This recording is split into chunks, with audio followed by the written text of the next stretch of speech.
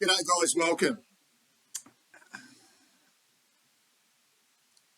What what the fuck is happening? And I know I'm not going to show a lot of emotion at the moment, and I think one of the comments after our win against St Kilda was, "Hey Bucky, get the lemon out of your mouth, show some emotion, mate." I've got to be really honest and candid here. I've written no notes down, absolutely no notes. I mean, I'm in shock. I'm in complete shock at the moment, but good shock. Good shock. I right inside this part of this magnificent T-shirt with the word substance written across is my internal organs are just glowing with pride and happiness. But I am in shock, and I don't want to use the cliche, but I'm going to use it. I'm going to use it anyway. That it almost feels like a dream. Um, Maybe it's a dream that's come true, and it's almost like I'm trying to wake myself up from what's happening, and that's what it feels like for me at the moment. And it it feels like the end, but it's not the end.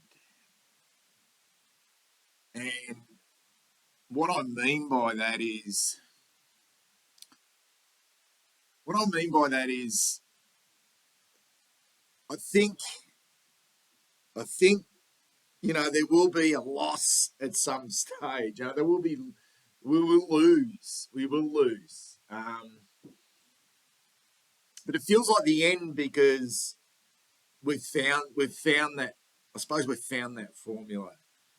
We've found what is the formula of I suppose a good team. And that's what it feels like at the moment. So when we do have that loss, or we do have those losses, we know we're going to be able to bounce back.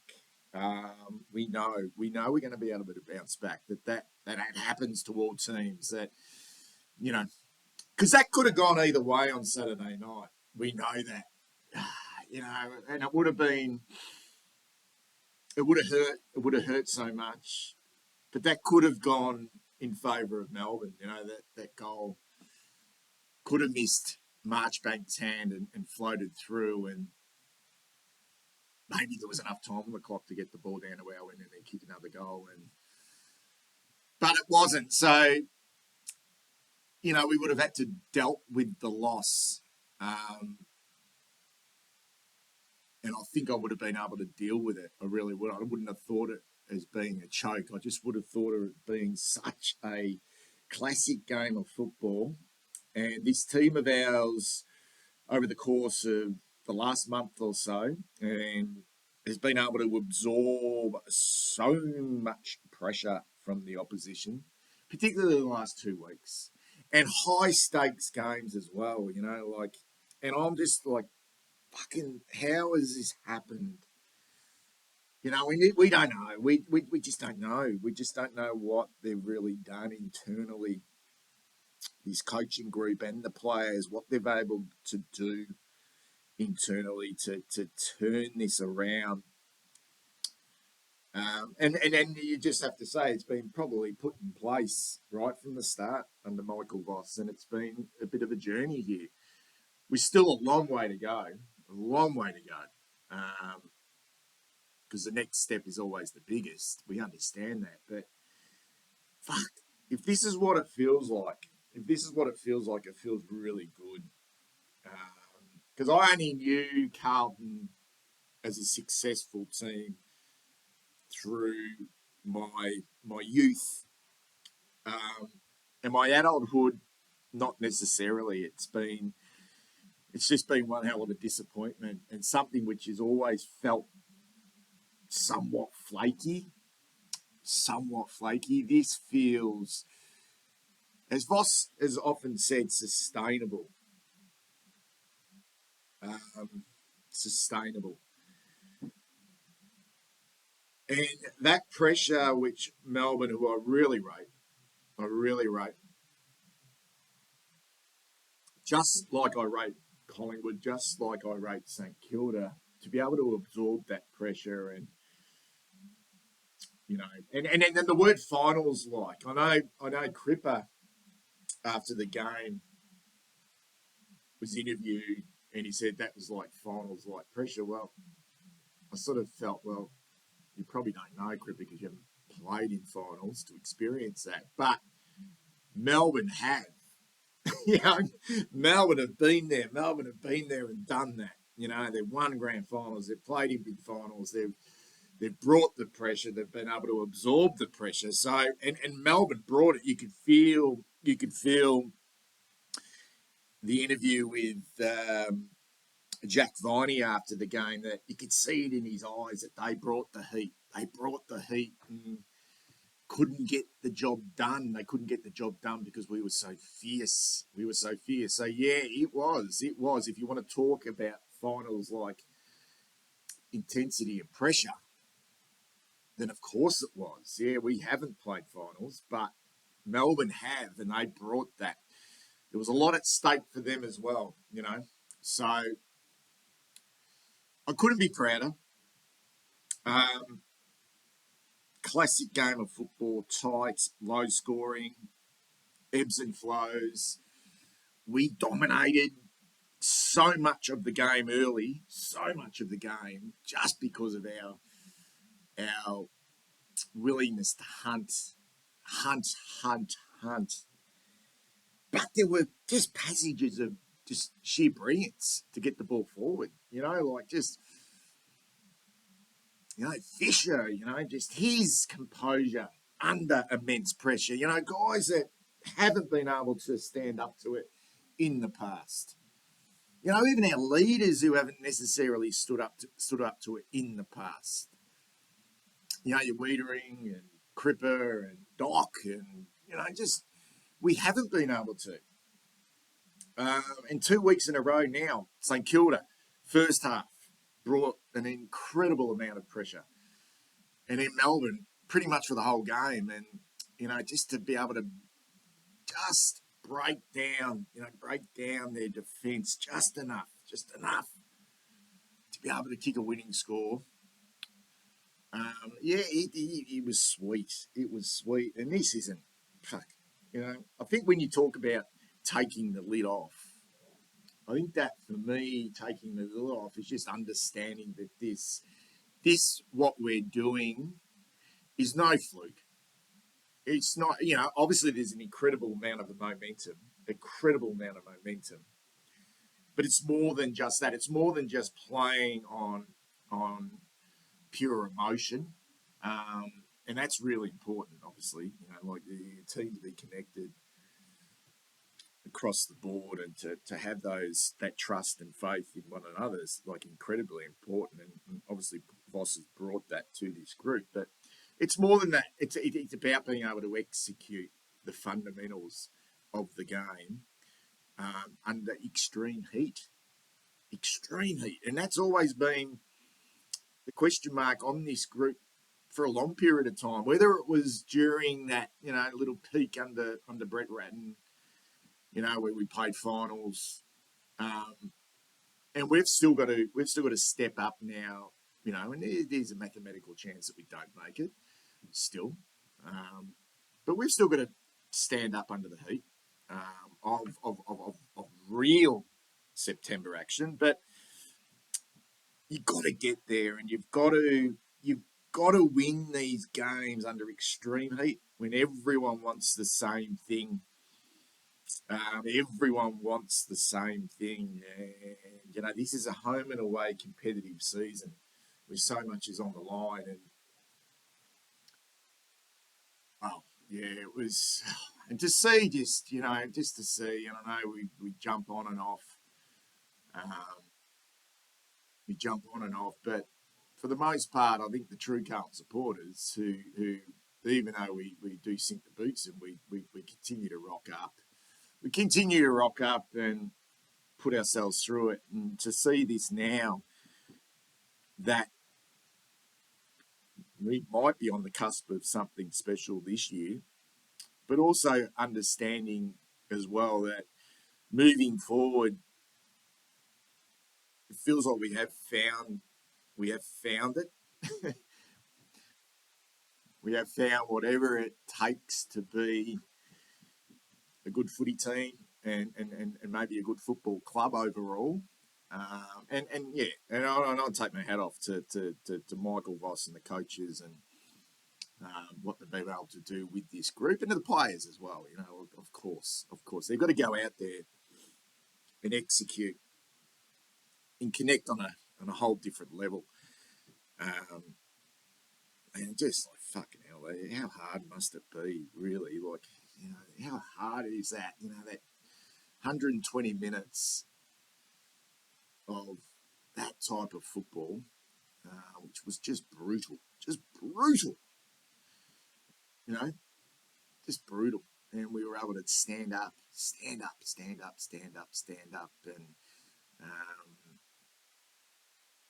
get little momentums of the game and be able to score in those momentums. Yeah, like start of the last quarter, clutch goal once again from Big Charlie. Only kicked 2, but a clutch. Owies, great goal from the boundary line. That one in the past would have maybe gone out in the full. I can't remember who kicked the other goal in the last quarter. And then just to be able to know that probably Melbourne were going to come because they were such a good football team. And find that, whatever it was in that last 15, 30 seconds, 45 seconds, just fucking, it's no wonder there's no wonder the joy that was echoed around the MCG on Saturday night. And yeah, absolutely wrapped with that performance once again. So what I do, and if you're new to the channel, whether you might be I'm noticing a number of opposition supporters jumping on here, and which is fine, or more the merrier. I don't necessarily spend a lot of time sinking the boots and into the oppo, and it's just pointless. You know, I think Melbourne is such a good team, and yeah, I think from a Melbourne perspective, I just think they're right in it still, and you know, you got to get Fritsch back, and we got players out, which makes it scary as well. And I was thinking in that last quarter, or even in that second half, I'm thinking, we need Walsh. We just need Walsh. We need Chera. Like, we need them. You know, we need them. We need that extra layer, which makes it extraordinary to think that a midfield of just Cripps, you know, Hewitt, who was huge, and some just sort of cameo roles. Yeah, like incredible. But I was just thinking, you know, Oliver came under his belt for Melbourne. They're so much better with him in the team. And they get Fritsch back, and don't know if they get Petty back, but Fritsch is a really good player. Yeah, they'll be okay, I think. They'll be okay. The D's, I think they're right in it. I really do. But, you know, like any team that potentially finishes in the bottom 4 of the 8, you're going to have to travel at some stage, potentially go into state, which makes it difficult. But what I'll do is go through the players, because I have a sip of my sweet coffee on this Monday morning. I'll just go through the players' number order, and for the second week running with a full game under his belt, Paddy Dow was just terrific. Yeah, it's a bit of a cameo role at the moment, but he's picked up 20 touches, 409 metres gained, 7 tackles, tough at the contest. I think that's the area of his game, just listening. And we knew it. I could see it. That I call it the classic spaghetti arms with someone like Paddy Dow, that it's not a strong suit, and probably endurance and the ability to play big midfield minutes in the past has probably been an area that he's needed to improve on the defensive side of his game. But he's sort of buying into that. He really is, and I thought his 20 disposals were quality, just quality touches. Predictable. Yeah, terrific game once again. Thought Motlop was really quiet. Really quiet. It's funny when you have a win such as that and you see, you just look at the reactions of some of the players who may have had great games and how they'd be feeling. And then that comes down to culture as well. And sure, he would have been playing a role within that team, but I think he'd be probably disappointed with that. Was he playing on the young Red Nut, who's a very, very good young player, Bowie, whatever his name is. Just 6 disposals. Laid 3 tackles inside forward 50, so his front half pressure was okay. No goal assists, no score involvements. Yeah, it was a quiet night, and he's hit the scoreboard over the last few weeks, but he just couldn't get into the game from an offensive point of view. I thought that's the best game Fogarty's played since he's been back, and he's been terrific since he's been back. He was a little bit quieter last week with subbed off, but he was 7 tackles, 18 disposals, and I think another contract will be coming for Fogarty. Get through a period of sustained games, a block of games where we can see how important he is for this football team. And he had some centre bounces. He's playing an important role. He's not a big score involvement type player. We'd probably like to see him hit the scoreboard, but the amount of work he is doing shouldn't be underestimated. I thought he was terrific. Cripps, it's funny, it's funny when you're going along like this, and I've never been one for these individual accolades, Brownlow medals, and MVPs, and being all Australians. It's always, when you're going well, if you get that, that's fine. But I just think when you're a poor football club and a poor football team, I just feel he is that far off probably any probably consideration to be in the All-Australian team, let alone the All-Australian squad, and probably a mile off a Brownlow medal. I just feel he's playing the best he's played for this football club, from a leadership point of view, from a structural point of view, and he's very, very predictable. He's cut down on the mistakes, and he's super. He was super on Friday night. Oh my God, it was 9 tackles, 29 touches, just the ball, but clean, very, very clean, and very, very smart with what he did with the ball. That kick to Charlie inside forward 50 in the last quarter was just like, like it was lowered the eyes, didn't bomb away, didn't try and go an extra step. Fucking great captain's game by Patrick Cripps. The conning was huge after half time, and once we got him into the action, I reckon he turned it slightly like he turned it last week against the Saints, and I was sort of a little bit critical of him early in the game. Just fucking take a mark, big fella. Fucking clunk a few. Clunk a few. As soon as he went in the ruck, I he's had 15 hit-outs and gone dominated in the air. But he's ended up with 17 disposals, 4 clearances, only a couple of grabs. Did kick a goal. He read that well. And fucking important. Gave us some energy. Energy from a big man. You just want that energy. I thought he was terrific. Had him probably in the best half a dozen for us. Akers again, thought he was sensational.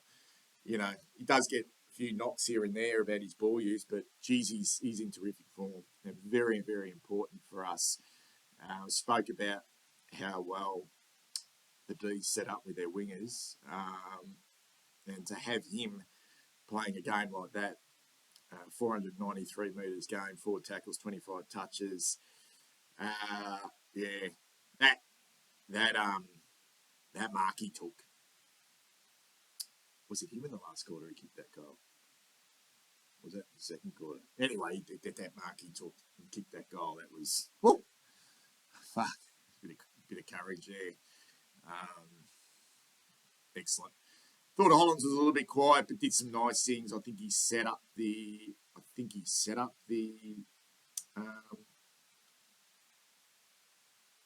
The Owies goal with a desperation. Thought Langdon was really good for the D's. He sort of stood out. And he's a fucking top-notch player. Hollands did some nice things, but yeah, it probably wasn't one of his better performances after a big one last week.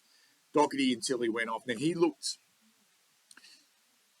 happy after the game, but maybe a bit disappointed if I'm reading body language. It's not my forte, body language, but he just looked a little bit, yeah. So is that whatever he copped in the calf? Is that a little bit more serious? Not quite sure, but he was super. Once again, great goal in the third. Brody Kemp, I loved his game. Loved it. Nearly snuck him into the votes I do for the My Blue Heaven MVP, which I'll share with you at the end of the season. That mark he took in the last quarter. We don't see a lot of that, do we? We've just been starved at this type of flair and excitement from our players, like just something where you can. And he's got it. He's got it, this kid. But yeah, I think there's a lot of areas he needs to tighten up on defensively still, but he's got it. Good ball user, bit of speed, really confident, just looks a confident type player. He's going to go through some patches, there's no doubt. He'll go through a patch here or there over the next year or two where there'll be a dip here or there, and it won't always be like this, but he was terrific on Saturday night. The same with Jack Martin. You always want more from your half forwards. You're always demanding more and more and more. And you're just like, fuck, like you just give us something, but they're locking it in. They're working hard. And 4 tackles doesn't seem a lot. 204 metres gained doesn't seem a lot. But, he kicked the goal. Very important goal. He's just involved, got up the ground late in the game on that wing and provided an option. Marchbank thought he worked into the game gradually again, so that's a few games now under his belt, and obviously was there right at the end when we needed it. And when you think about it, he's been important since we've lost McGovern. He's been important. So what other options would have we had if McGovern wasn't available? Sorry, if Marchbank wasn't available to us, it would have probably had to gone back to Lewis Young, and that I think offsets the balance just somewhat, given Young's lack of mobility. Marchbank is a very versatile type of defender. So yeah, it's not like you're looking at Marchbank and thinking he's just playing outstanding footy, but in the team itself, he's playing a pretty important role. Wiedering, I thought he had a really good battle with the young kid, Van Ruin. Thought early in the game, Van Ruin actually was causing him a few headaches, which says he's not a bad player. He's going to be a pretty good player, that kid. But I just feel like as the game wore on, that Wiedering, 8 marks, 17 touches, it wasn't his best performance from a defensive point of view, but it was good. It was a good game by him, a good leadership game. Newman, I'm starting to shake my head. I spoke about being in a dream. It's like, what the hell's going on with Nick Newman?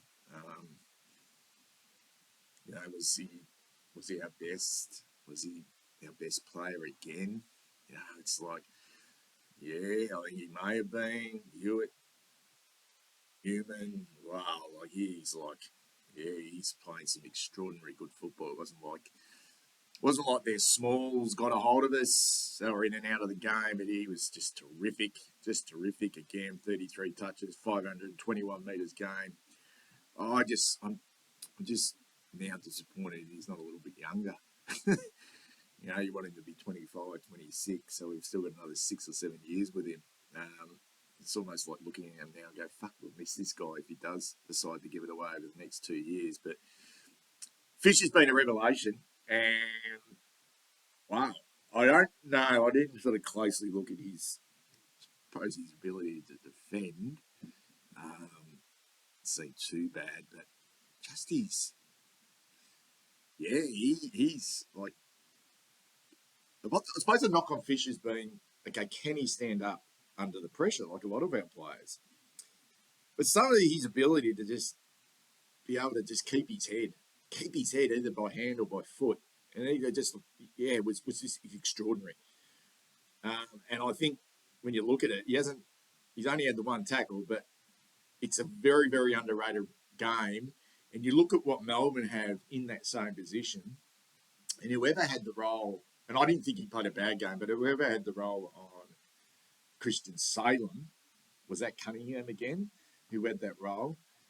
I thought Fisher played just as an effective part for us in that role that Salem played. And I really rate Salem. Pitnet, 14 hit out, 6 disposals.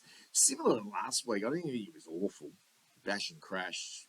But he's had minus 29 metres gained. Pitnet. I felt he was sort of, like most of the players, he was sort of important late in that game for some reason. Cunningham, I didn't mind his game. Was he playing that more defensive role, making that a guy like Salem a little bit more accountable. Hewitt, huge. He's now in good form. He's officially in good form. Obviously got the body right for a start. The work that him and Cripps did in this game, whoa, is just incredible, considering they have a Tracker, Oliver, Viney, Brayshaw, all up and going through that midfield. Yeah. Kuno, I've already spoken about him. It wasn't, he's always going to be tough against Stephen May, but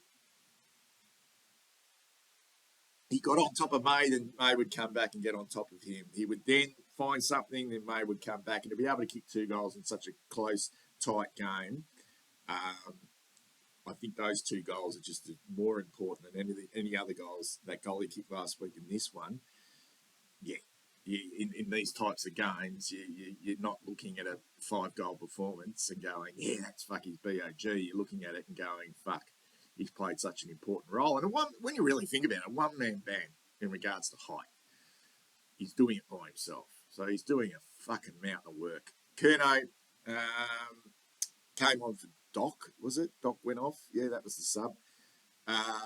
Didn't see a lot of him when he came on. Chincotta, really good. But you look at his disposals, he's at 11.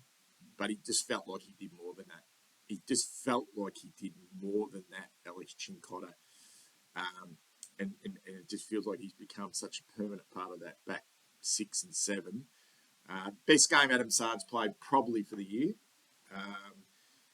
But maybe I'm underselling some games that he played early on in the year. But there's no doubt that he's been a little bit down of recent weeks with his output. But others have stepped up, and that's what we ask. It was almost like the point where if Sard's not doing it, who else is going to do it? So now we've got Newman, we've got Chincotta. When Boyd's in, he does it. Now Fisher's doing it. Now Sard, was just terrific. On Saturday night to see the joy on his face, and he doesn't show a lot of emotion.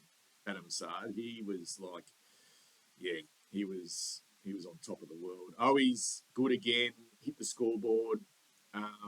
Good pressure. Important goals. He's sort of hated, isn't he? Feels like he's hated. And is he one of those types of players? If he was, say, playing for Collingwood or Hawthorn or the opposition, that we we'd hate him as well. Well, not hate him, but we sort of look at him and he'd give us the shits. Probably. Have we necessarily had one of those? Do you need one of those in your team? One of those players that sort of get under the guard of the opposition a little bit? Who knows? Yeah, but he does.